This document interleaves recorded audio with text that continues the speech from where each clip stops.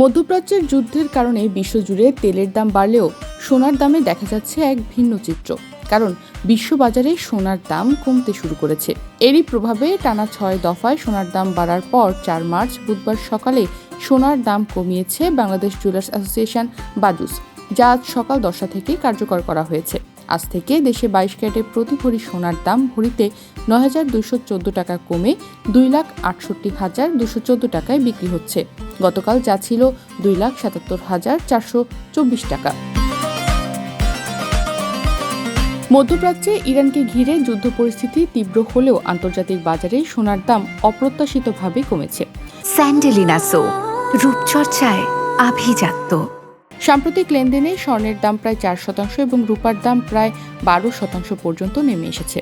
সাধারণত যুদ্ধ বা ভূরাজনৈতিক উত্তেজনার সময় বিনিয়োগকারীরা নিরাপদ আশ্রয় হিসেবে সোনার দিকে ঝুঁকেন।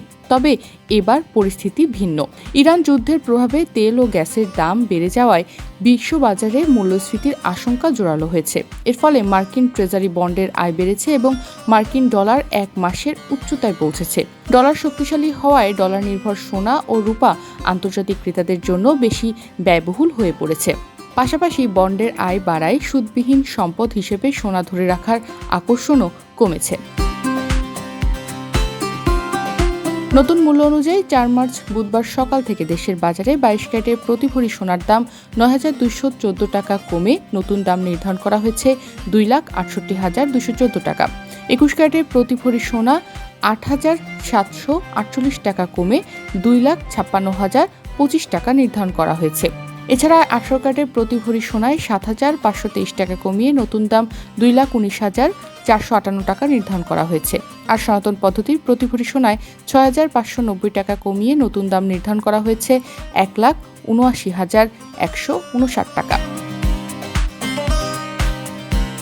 গত কয়েক বছর ধরে বলতে গেলে ধারাবাহিকভাবেই বেড়েছে সোনার দাম। তবে ২০২৬ সালের শুরুতে দেশের বাজারে ২২ ক্যারেটের প্রতি ভরি সোনার দাম ছিল ২,২৪,১৮২ টাকা। ২০২৬ সালের ১ জানুয়ারি থেকে এই পর্যন্ত বাংলাদেশের সোনার দাম মোট ৩৭ বার সমন্বয় করা হয়েছে। এর মধ্যে ২৩ বার সোনার দাম বাড়ানো হয়েছে এবং ১৪ বার কমানো হয়েছে। ৪ মার্চ বুধবার সকালে সোনার নতুন দাম নির্ধারণ করে বিজ্ঞপ্তি দিয়েছে বাজুস। এতে বলা হয়, স্থানীয় বাজারে তেজাবি স্বর্ণ বা পিওর গোল্ডের দাম কমেছে। এ কারণে সোনার দাম সমন্বয়ের সিদ্ধান্ত নিয়েছে বাজুস। সেই সঙ্গে সরকার নির্ধারিত ৫% ভ্যাট ও বাজুস নির্ধারিত ন্যূনতম ৬% মজুরি যুক্ত হবে। আবার গহনার ডিজাইন ও মানভেদে মজুরিতে তারতম্য হতে পারে। গতকাল দেশে ২২ ক্যারেটের প্রতি ভরি সোনা বিক্রি হচ্ছিল ২,৭৭,৪২৮ টাকায়। এছাড়া ২১ ক্যারেটের প্রতি ভরি সোনার দাম ছিল ২,৬৪,৭৭২ টাকা।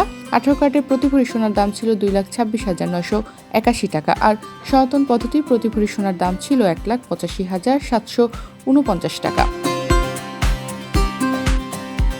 আন্তর্জাতিক বাজারে সোনার দাম কমলে বাংলাদেশে আমদানিকৃত স্বর্ণের ক্রয়মূল্য কিছুটা কমতে পারে। তবে ডলারের দাম বেশি থাকলে সেই সুবিধা পুরোপুরি পাওয়া যায় না।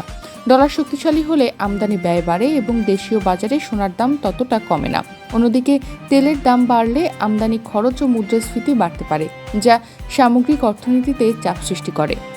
এতে গয়নার চাহিদাও কমতে পারে। সব মিলিয়ে বিশ্ববাজারে সোনার দাম কমা আংশিকভাবে ইতিবাচক হলেও ডলার ও জ্বালানির দামের ঊর্ধ্বগতি বাংলাদেশের জন্য চ্যালেঞ্জ তৈরি করতে পারে।